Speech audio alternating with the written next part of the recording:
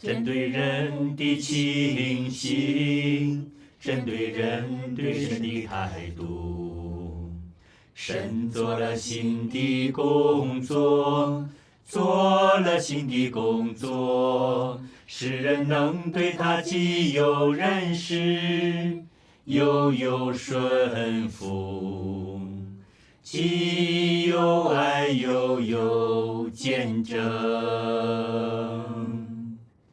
这样人就得经历神对人的熬炼，经历神对人的审判与对人的对付修理。若不这样做，人对神永远不认识，永远不能有真实的爱，真实的见证。神对人的熬炼，并不仅仅是为了一方面的果效，而是为了诸多方面的果效。这样，神才在那些愿意寻求真理的人身上做熬炼的工作，以便人的心智、人的爱心得到神的成全，得到神的成全。这样的熬炼，对于那些愿意寻求真理、渴慕神的人，都成了最有意义的事，成了极大的帮助。Amin. Syukur Amin. kepada Tuhan. Syukur kepada Tuhan.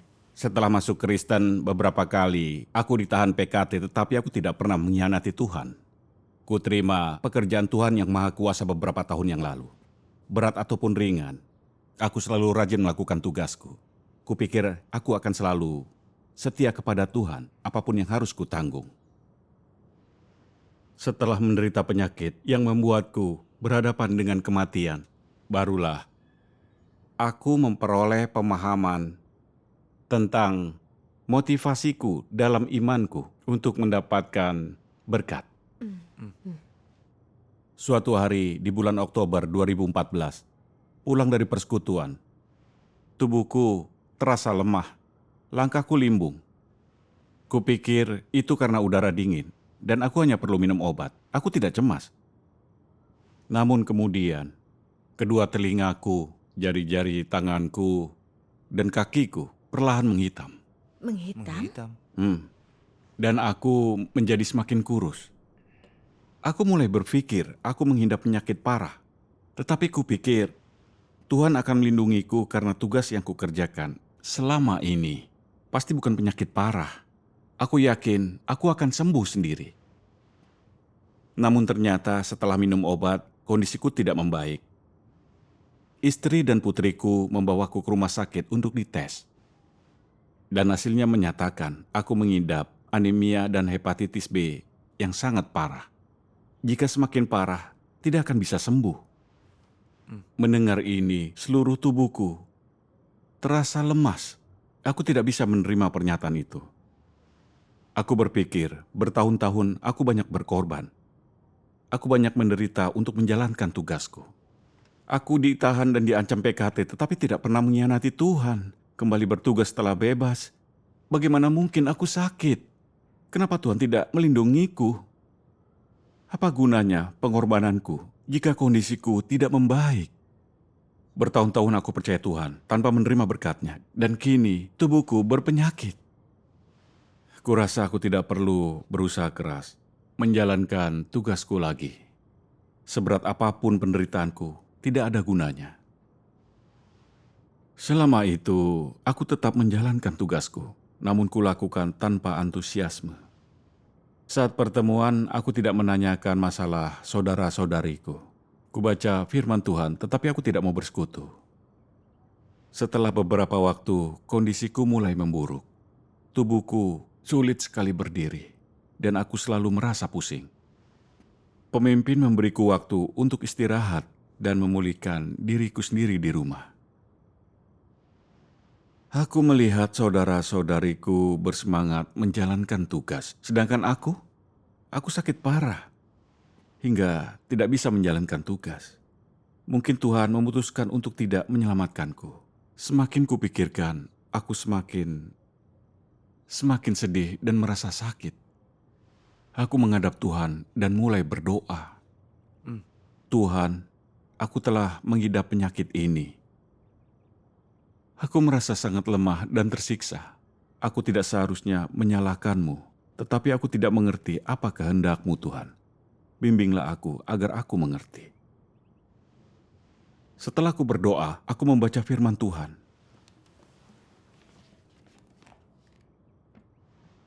Semua pekerjaan yang dilakukan Tuhan dalam diri manusia memiliki tujuan dan makna penting. Tuhan tidak melakukan pekerjaan yang tidak berarti, juga tidak melakukan pekerjaan yang tidak bermanfaat bagi manusia. Pemurnian bukan berarti menyingkirkan manusia dari hadapan Tuhan, juga bukan berarti menghancurkan mereka di neraka. Sebaliknya, pemurnian berarti mengubah watak manusia selama pemurnian, mengubah niatnya, pandangan lamanya, mengubah kasihnya kepada Tuhan, dan mengubah seluruh hidupnya. Pemurnian merupakan ujian nyata manusia dan suatu bentuk pelatihan yang nyata. Dan hanya selama pemurnianlah kasih manusia dapat memenuhi fungsinya yang inheren. Amin. Amin. Aku merenungkan firman Tuhan dengan seksama dan memahami kehendak Tuhan yang mengizinkanku menderita sakit. Bukanlah untuk menyingkirkanku, melainkan membuatku mengerti niat tidak murni di balik imanku dan mengubah pandanganku yang keliru tentang pengejaran, agar aku sungguh mengasihi dan mentaati Tuhan. Tuhan berusaha menyucikan dan menyelamatkanku. Benar. Menyadari ini, aku sangat malu akan diriku sendiri. Aku tidak berusaha memahami kehendaknya, justru menyalahkannya. Aku sungguh keterlaluan. Aku tidak boleh hidup negatif. Aku harus taat mencari kebenaran, merenung, mengenal diriku. Lalu, aku membaca satu lagi firman Tuhan. Manusia menganggap mendapatkan kasih karunia dan kenikmatan damai sejahtera adalah simbol kepercayaan dan mencari berkat sebagai dasar kepercayaan kepada Tuhan. Sangat sedikit orang yang berusaha mengenal Tuhan atau mengupayakan perubahan watak. Dalam iman mereka, manusia berusaha membuat Tuhan memberikan tempat tujuan yang layak dan segala anugerah yang mereka butuhkan untuk menjadikan Tuhan hamba mereka, agar Tuhan memelihara hubungan yang damai dan bersahabat dengan mereka, sehingga tidak akan pernah ada konflik di antara mereka. Artinya, kepercayaan mereka mewajibkan Tuhan berjanji untuk memenuhi tuntutan mereka, memberikan apapun yang mereka doakan. Sesuai apa yang mereka baca dalam Alkitab, aku akan mendengarkan semua doamu. Mereka berharap Tuhan tidak menghakimi atau menangani siapapun, karena Tuhan adalah Yesus, Juru Selamat penuh rahmat, yang menjaga hubungan baik dengan manusia di setiap waktu dan tempat. Beginilah cara orang percaya Tuhan. Mereka menuntut Tuhan tanpa rasa malu dan percaya. Entah mereka memberontak atau taat, Tuhan akan memberikan segalanya begitu saja. Mereka terus menuntut pelunasan utang dari Tuhan, menganggap Dia harus melunasinya tanpa menolak dan terlebih membayar 2 kali lipat. Mereka pikir entah Tuhan mendapat sesuatu dari mereka atau tidak. Dia hanya dapat dimanipulasi oleh mereka dan Dia tidak dapat mengatur manusia seenaknya, apalagi mengungkapkan hikmat dan wataknya yang benar, yang tersembunyi bertahun-tahun, kapanpun diinginkannya, tanpa seizin mereka. Mereka sekedar mengaku dosa kepada Tuhan, percaya Tuhan akan mengampuni mereka dan tidak akan muak untuk selamanya. Mereka menyuruh-nyuruh Tuhan, percaya Dia hanya akan menaati mereka, karena tertulis di Alkitab, Tuhan tidak datang untuk dilayani manusia, tetapi untuk melayani mereka, dan Dia datang menjadi hamba mereka. Bukankah engkau selalu beriman seperti ini? Ketika tidak dapat memperoleh dari Tuhan, engkau ingin lari. Ketika tidak mengerti, engkau menjadi kesal dan bahkan mencaci makinya.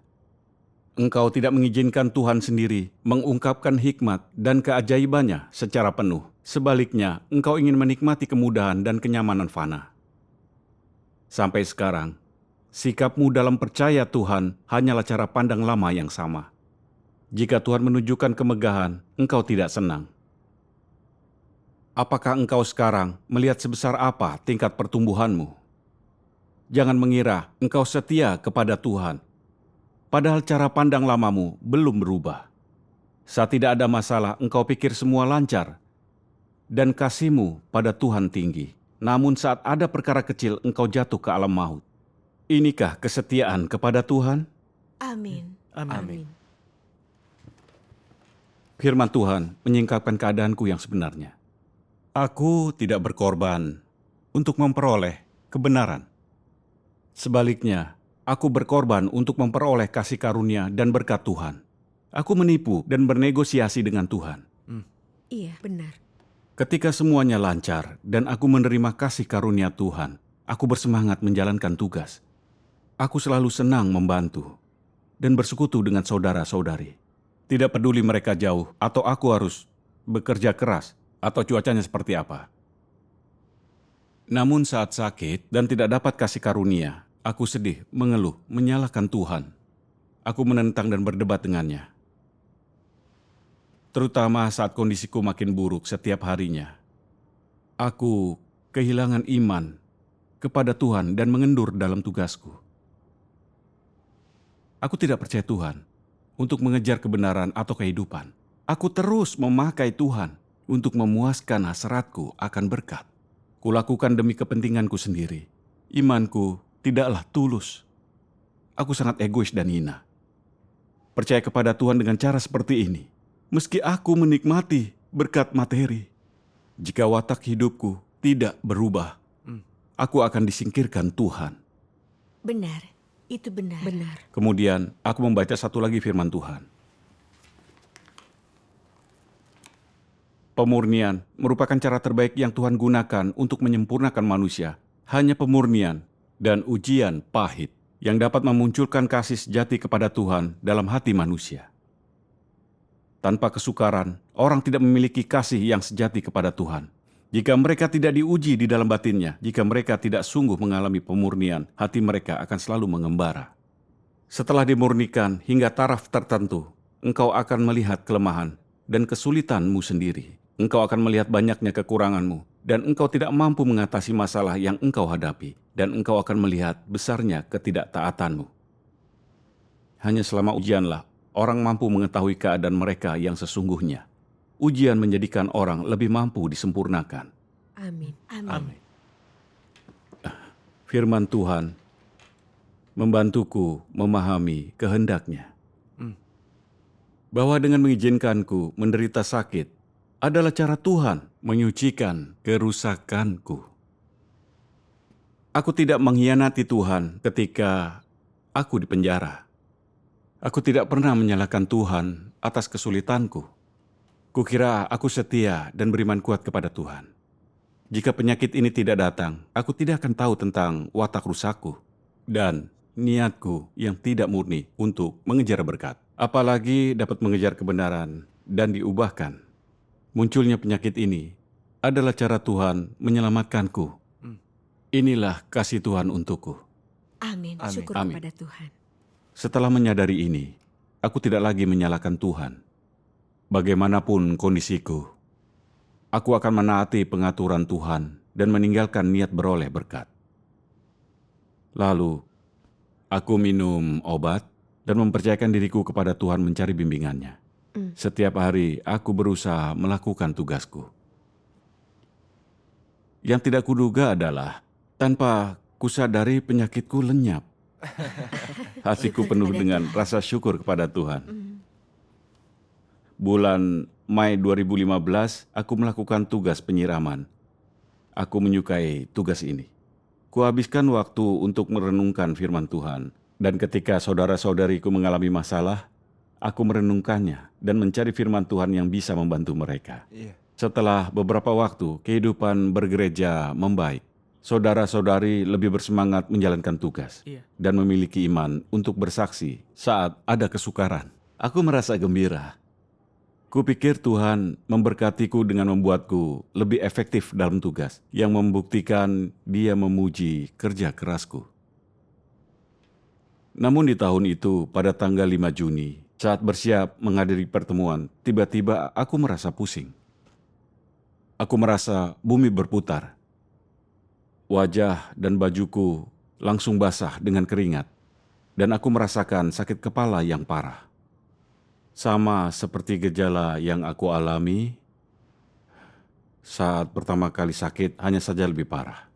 Aku merasa seperti sekarat. Aku berpikir, bagaimana bisa penyakit ini kembali? Setiap hari aku menjalankan tugas. Kenapa Tuhan tidak melindungiku? Apa aku belum cukup setia kepada Tuhan? Istriku menyadari kondisiku, lalu segera membawaku ke rumah sakit. Ketika hasilnya keluar, dokter menghindariku dan bicara pada putriku. Ketika itu aku tahu jika bukan kanker, pasti penyakit parah yang lainnya. Aku merasa sedih. Tetapi lalu kupikir seperti itulah gejalanya pertama kali dan akhirnya hilang. Hari ini juga ada di tangan Tuhan. Aku masih menjalankan tugas, jadi pasti bukan penyakit parah kan? Memikirkan ini, aku merasa tenang. Tidak lama kedua putriku datang, menangis dan berkata kepada istriku, "Ayah mengidap kanker hati." Dia terkejut mendengarnya. Mereka bertiga berpelukan, menangis terseduh. Pikiranku kacau dan kurasakan sakit yang luar biasa. Bagaimana aku mengidap kanker hati? Itu mustahil disembuhkan dan aku bisa mati kapan saja. Jika aku mati, bagaimana nasib istri dan anakku? Apa ini hasil dari bertahun-tahun aku bekerja keras dan berkorban? Apakah berkat kerajaan surga telah dicabut dariku? Saat itu aku sangat sedih dan putus asa. Istriku menangis dan berkata, "Penyakit ini karena Tuhan mengizinkannya." Tuhan itu benar, kita tidak boleh menyalahkannya. Benar. Pahamilah kehendaknya. Kata-kata istriku mengingatkanku, ya, Tuhan itu benar. Aku harus mencari kehendaknya tanpa mengeluh. Melihat kesedihan istriku, aku pun ikut menangis. Aku berdoa sambil menangis. Tuhan, perbuatanmu bukan tanpa makna. Bimbinglah aku memahami kehendak-Mu. Amin. Amin. Amin. Setelah berdoa, aku merasa lebih tenang. Aku tahu tidak ada obat untuk penyakitku, dan aku tidak ingin menambah beban keuangan keluarga. Jadi, aku minta dipulangkan. Setelah 2 hari, saudara-saudariku datang, menjenguk dan menanyakan keadaanku. Melihat mereka dan memikirkan penyakitku yang parah ini, aku pun menangis dan berkata, "Kalian peduli padaku adalah kasih Tuhan. Namun dengan penyakit seperti ini, hidupku tidak lama lagi. Aku tidak akan bisa menjalankan tugasku lagi, ataupun melihat kerajaan Tuhan terwujud." Seorang saudari menenangkanku dan dengan sabar berkata, "Saudaraku, penyakit ini adalah kasih Tuhan. Iya. Lebih banyaklah berdoa, mencari kebenaran, memahami kehendak Tuhan, menjadi saksi dalam ujian penyakitmu." Kemudian dia memberiku beberapa bagian firman Tuhan. Aku terkesan dengan salah satunya. Iya.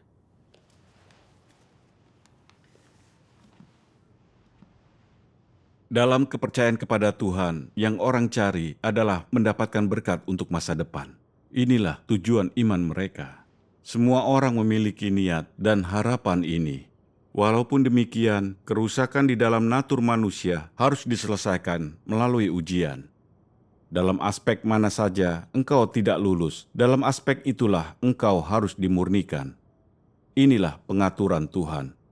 Tuhan menciptakan lingkungan untukmu yang memaksamu dimurnikan di sana untuk mengetahui kerusakanmu sendiri. Akhirnya, engkau memilih mati dan meninggalkan rencana dan keinginanmu dan tunduk pada kedaulatan dan pengaturan Tuhan.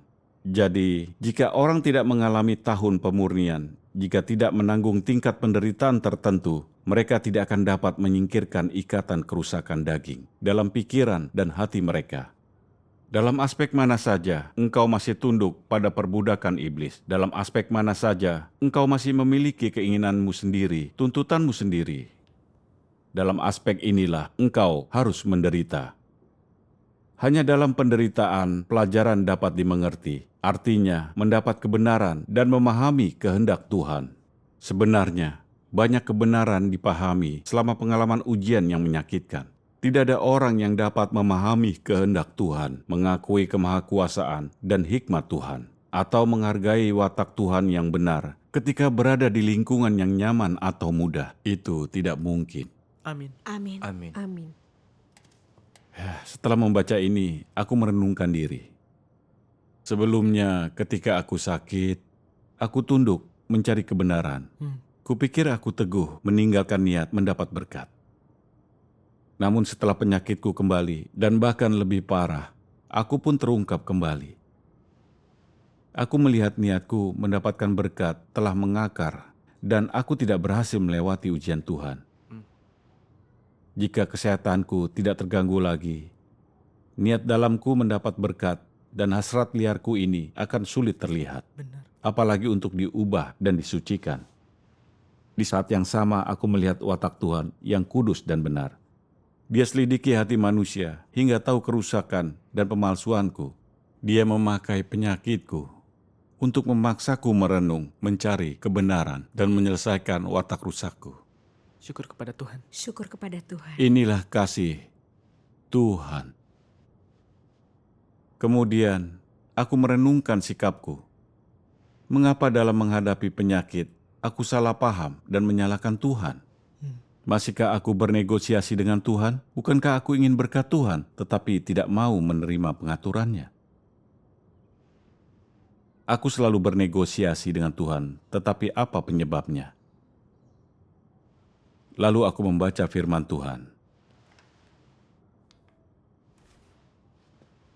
Semua orang hidup untuk diri sendiri. Tiap orang memperjuangkan kepentingannya sendiri. Inilah ringkasan natur manusia. Orang percaya Tuhan demi diri sendiri, meninggalkan semua, berkorban, dan setia padanya demi diri sendiri. Singkatnya, semua demi berkat bagi diri sendiri. Di masyarakat, semua dilakukan demi keuntungan pribadi. Percaya Tuhan semata-mata demi mendapat berkat. Demi mendapat berkat, orang meninggalkan semua dan mampu menanggung penderitaan. Semua ini bukti empiris dari natur manusia yang rusak. Tidak ada yang lebih sulit diatasi selain tuntutan manusia terhadap Tuhan. Jika tidak ada perbuatan Tuhan yang sesuai pemikiranmu, dan Dia tidak bertindak sesuai pemikiranmu, engkau cenderung menentang. Ini menunjukkan pada dasarnya manusia menentang Tuhan. Masalah ini harus diketahui dan diselesaikan dengan mengejar kebenaran. Mereka yang tidak punya kebenaran menuntut banyak terhadap Tuhan, sedangkan mereka yang sungguh memahami kebenaran tidak melakukannya. Mereka hanya merasa belum cukup memuaskan Tuhan, tidak cukup menaati Tuhan. Orang yang selalu menuntut Tuhan, itu mencerminkan natur mereka yang rusak. Jika engkau tidak memperlakukan ini sebagai masalah serius, jika engkau tidak memperlakukannya sebagai hal penting, akan ada risiko dan bahaya tersembunyi di jalan kepercayaanmu. Engkau mampu mengatasi hal-hal biasa, tetapi saat nasib, harapan, dan tempat tujuanmu terlibat, kau tidak mampu mengatasinya. Pada saat itu, jika masih tidak punya kebenaran, kau akan kembali ke cara lamamu dan menjadi salah satu yang dimusnahkan. Amin. Amin. Benar. Wahyu dalam firman Tuhan membantuku mengerti usaha bernegosiasi dengan Tuhan ini. Berdasarkan racun iblis, tiap orang memperjuangkan kepentingannya. Dan jangan mengangkat jari tanpa imbalan. Benar. Aku selalu berpikir bagaimana aku bisa untung dan mendapat berkat. Bahkan dalam tugasku, aku selalu punya motif dan nodaku sendiri. Mengingat kembali jalan yang kupilih. Aku selalu berkorban sedikit demi pekerjaan Tuhan. Tetapi aku berusaha menukar pengorbanan kecil ini dengan berkat yang besar. Untuk mendapatkan berkat Tuhan, penderitaan apapun sepadan. Namun ketika keinginanku tidak terpenuhi dan aku berulang kali sakit, hingga sepertinya aku akan mati, semua kesalahpahaman, penolakan, dan pengkhianatanku kepada Tuhan terungkap. Aku menjalankan tugas untuk mencapai tempat tujuanku. Aku memanfaatkan Tuhan, menipunya. Aku kehilangan hati nurani dan akal sehat. Aku telah menjadi jahat dan hina. Jika pengaturan Tuhan tidak berulang kali mengungkap diriku, aku tidak akan melihat betapa egois dan hina diriku. Aku akan menganggap pengejaran berkatku itu pantas dan meninggalkan permintaan Tuhan. Apapun yang kulakukan, apapun pengorbananku, itu semua tidak penting. Tuhan tidak akan memujinya. Iya. Jika aku tidak mengejar kebenaran, jika niatku mendapat berkat bagi diri sendiri, Tuhan akan membenci dan menghukumku. Aku bersyukur firman Tuhan mencerahkanku, membuatku mengenal diri lewat sakit ini, dan meninggalkan tuntutan liarku. Ini penyelamatan Tuhan untukku. Iya. Amin. Syukur kepada Tuhan. Semakin kupikirkan, semakin kurasakan besarnya kasih Tuhan. Aku berdoa kepada Tuhan. Tuhan, kehendak baik-Mu ada di balik sakit kankerku. Hidup dan matiku ada di tangan-Mu. Aku akan mematuhi-Mu dan menjadi saksi untuk memuaskan-Mu. Amin. Amin. Setelah berdoa, aku membaca satu bagian firman Tuhan. Engkau menjalani ujian Ayub, dan pada saat yang sama engkau menjalani ujian Petrus. Ketika Ayub diuji, ia menjadi saksi. Dan akhirnya Yahweh dinyatakan kepadanya. Hanya setelah menjadi saksi, dia layak memandang wajah Tuhan. Mengapa dikatakan, kusembunyikan diri dari tanah najis, tapi kuperlihatkan diriku pada kerajaan yang kudus? Itu artinya, hanya ketika engkau kudus dan menjadi saksi, engkau punya martabat untuk memandang wajah Tuhan. Jika engkau tidak bisa menjadi saksi, engkau tidak punya martabat untuk memandang wajahnya. Jika engkau mundur atau mengeluh kepada Tuhan saat menghadapi pemurnian, hingga gagal menjadi saksi baginya dan menjadi bahan tertawaan iblis, maka engkau tidak akan mendapatkan penampakan Tuhan. Jika engkau seperti Ayub, yang di tengah ujian mengutuki dagingnya sendiri, dan tidak mengeluh kepada Tuhan dan mampu membenci dagingnya sendiri. Tanpa mengeluh atau berdosa dalam perkataannya, itu artinya engkau akan menjadi saksi. Ketika engkau menjalani pemurnian sampai tahap tertentu dan bisa seperti Ayub, sepenuhnya taat di hadapan Tuhan, tanpa menuntut hal lain atau punya gagasan sendiri, Tuhan akan menampakkan diri kepadamu. Amin. Amin. Firman Tuhan menunjukkan kekudusan dan keadilannya. Tuhan hanya muncul kepada mereka yang menjadi saksi saat diuji dan dimurnikan. Ketika Tuhan menguji Ayub, kekayaan Ayub, anak-anaknya, kesehatannya, dan kebahagiaannya diambil iblis. Dan tubuhnya penuh bisul.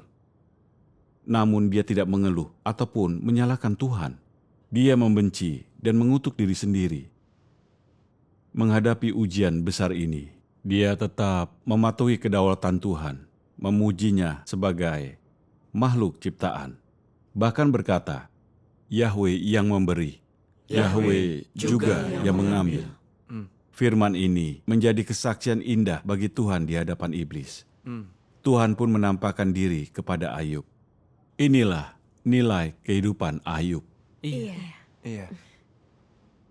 Penyakit yang kuhadapi terjadi karena Tuhan menunjukkan kebaikan khusus. Aku harus menaati pengaturan Tuhan sama seperti Ayub. Aku tidak boleh terkekang oleh kankerku. Aku harus menyerahkan hidupku kepada Tuhan, serta memberi kesaksian yang tegas dan berkumandang bagi Tuhan di hadapan iblis, menghibur hati Tuhan. Amin. Aku mengesampingkan kekhawatiranku dan menyerahkan diri kepada kedaulatan Tuhan, dan tidak lama kesehatanku membaik. Makanan terasa enak, aku bisa bergerak normal dan melakukan tugas sebaik mungkin. Syukur Syukur kepada Tuhan. Perlindungan Tuhan. Lalu putriku membawaku ke rumah sakit untuk pemeriksaan. Dokter tidak mempercayai apa yang terjadi. Dia berkata, pasien sepertiku langka. Aku selamat tanpa dirawat di rumah sakit adalah sebuah keajaiban. Aku tahu, ini perlindungan Tuhan padaku.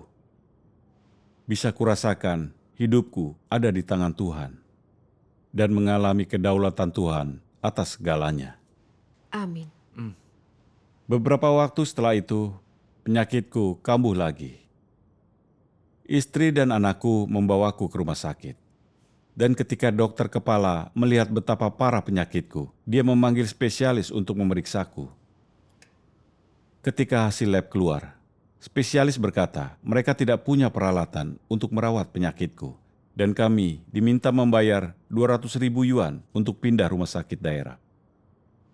Sambil menangis, putriku berkata pada istriku, "Ibu dengar caranya mengatakan itu? Tidak ada yang bisa merawat ayah. Beberapa tahun ini, lebih dari 30 warga desa mengidap kanker dan mereka semua meninggal." Istriku berurai air mata. Aku seperti orang yang dikutuk. Sekali lagi aku merasakan kematian mendekat. Dan aku hanya bisa bertanya-tanya, bagaimana mungkin penyakit ini kembali dan tetap parah? Namun kali ini, kucela diriku sendiri. Aku menyesali ketidaktaatanku. Kupikirkan pertemuanku dengan kematian dan bagaimana Tuhan menjagaku. Aku telah melihat jelas kedaulatan Tuhan, jadi mengapa aku tidak sungguh memahami Tuhan? Tuhanlah yang berotoritas atas kehidupan dan kematian, bukan dokter.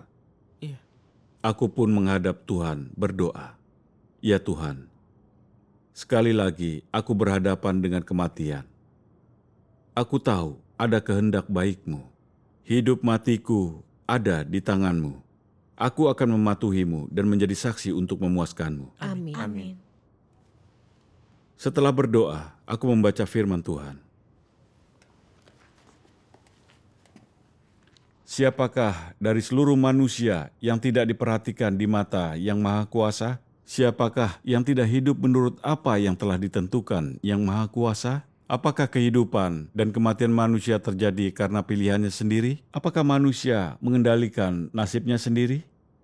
Banyak orang menginginkan kematian, tetapi kematian menjauh dari mereka. Banyak orang ingin kuat dalam hidup dan takut akan kematian. Tetapi tanpa sepengetahuan mereka, hari kematian mereka mendekat, menjerumuskan mereka ke dalam jurang maut. Banyak orang menghela nafas ke langit. Banyak orang menangis terseduh-seduh. Banyak orang jatuh di tengah ujian, dan banyak orang menjadi tawanan pencobaan. Meski aku tidak menampakkan diri secara langsung agar manusia melihatku dengan jelas, banyak orang takut melihat wajahku. Sangat takut aku akan membunuh dan menghabisi mereka. Apakah manusia sungguh mengenalku? Tidak ada yang bisa memastikannya. Bukankah demikian? Amin. Amin.